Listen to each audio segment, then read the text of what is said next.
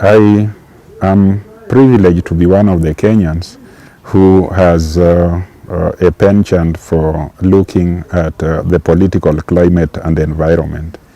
I look at the cry of betrayal in Mount Kenya, which vigorously voted for UDA. I look at the cries I see in Bungoma, parts of Trans Nzoia, and largely in Rift Valley. I think the administration that the Kenyans mistakenly or that were misled into putting into place is not equal to the challenges we have. And I see in all the media, social, print, and electronic, that there is a high demand for Baba Onge. Because when you see small and desperate people seeking your leadership, it means that they are missing you. Baba, wherever you are, we miss you. Here in Migori, we miss you. Everywhere we miss you. In fact, Baba's voice is louder than the voice of Parliament. The voice of Parliament in Kenya has been muzzled. The collective voice of the Council of Governors have been muzzled.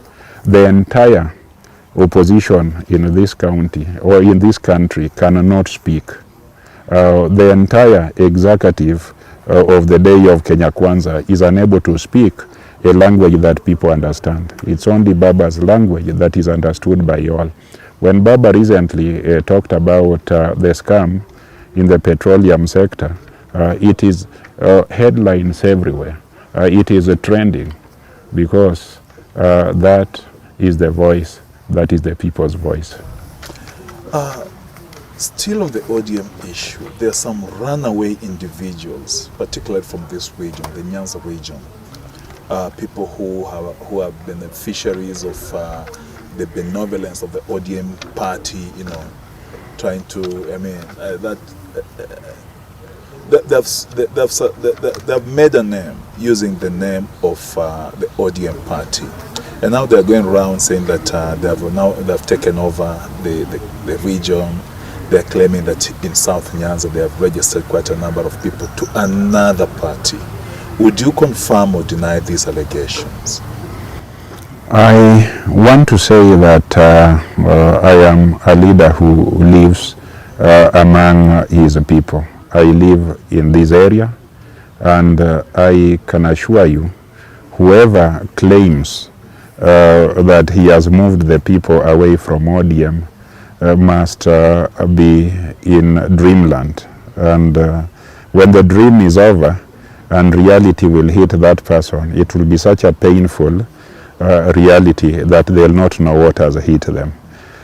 What is happening is they are opportunists who towards every general election seek and deceive ODM that ODM should support them.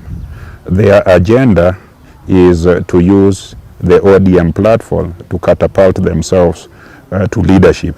And there are people who have never been associated with any kind of leadership. Political leadership is public service. Political leadership has the ultimate objective of delivering positive things to the people.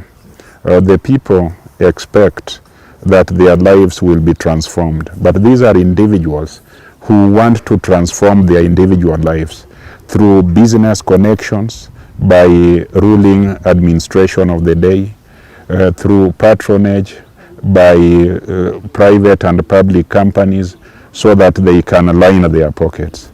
So when elections turn out to be different from what they had planned, they switch camps and leave the people struggling. I want to tell you, the people here know the gentlemen and women they elected, whose voices have been silent when they were shot by the police, when they were demonstrating for their rights. They know those who participated in hiking the taxes.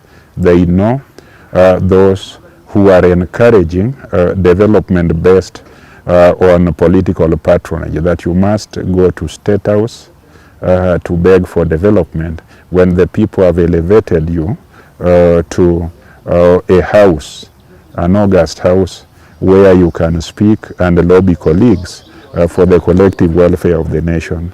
So these people who claim, which they must claim, in order to receive more handouts and more fake opportunities, they must claim that wamehama na kila mtu. These people are there. They will continue talking out there. But when election time comes, they think they will come back to ODM and influence ODM using hizo ujanja zao and get the party patronage. This is why I am requesting everybody in Migori County to return to ODM, fix ODM, rejuvenate ODM, because this is where your voice is. Let us all, even those who have transgressed the opportunities, they are come back home. We need you. We need the numbers. We need you. So that we work for our people together. Work is about toiling, it's about sweating, it's about bleeding. So don't just come to ODM when you think that there is no trouble. Come and work together with all of us so that when things are good, we can share the bounties. When things are bad, we work together to change them and improve them. So this is why we need members to register in large numbers. The KK administration of the day is sliding to oblivion every day, and we cannot allow a national vacuum where every warlord, where every chieftain can grab the instruments of power.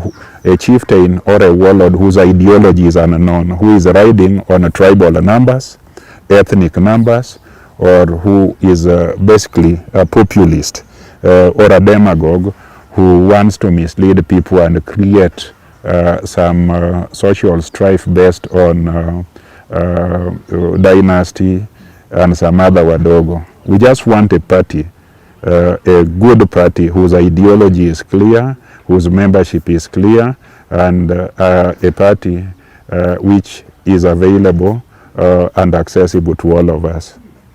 In the words of the late, your former colleague, Otieno Kajwang, 2027 should be about loyalty and fidelity to the party. I think that is what should be happening starting now as we move forward towards 2027, because the ODM is a party that feels the people, talks about the people, and listens to the people. Now, moving to the other part of this interview is about your leadership here in Migori. How has it been for the last 1 year since you took over as the second governor of this great county of Migori? Well, thank you very much. I came into office under very challenging circumstances. Those circumstances are still there. I came into office when my county had challenges in terms of pending bills. The most critical pending bills were in the areas of medical supplies.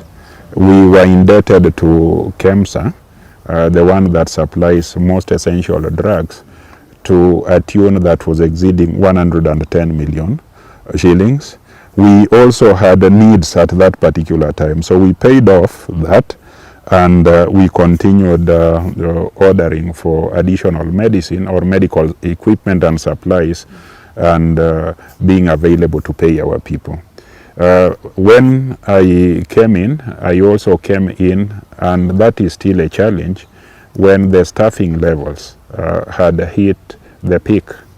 We could not recruit more staff because we had hit the peak that is permitted by regulation. A certain percentage of our expenditure must be chargeable in what is allowed as emolument.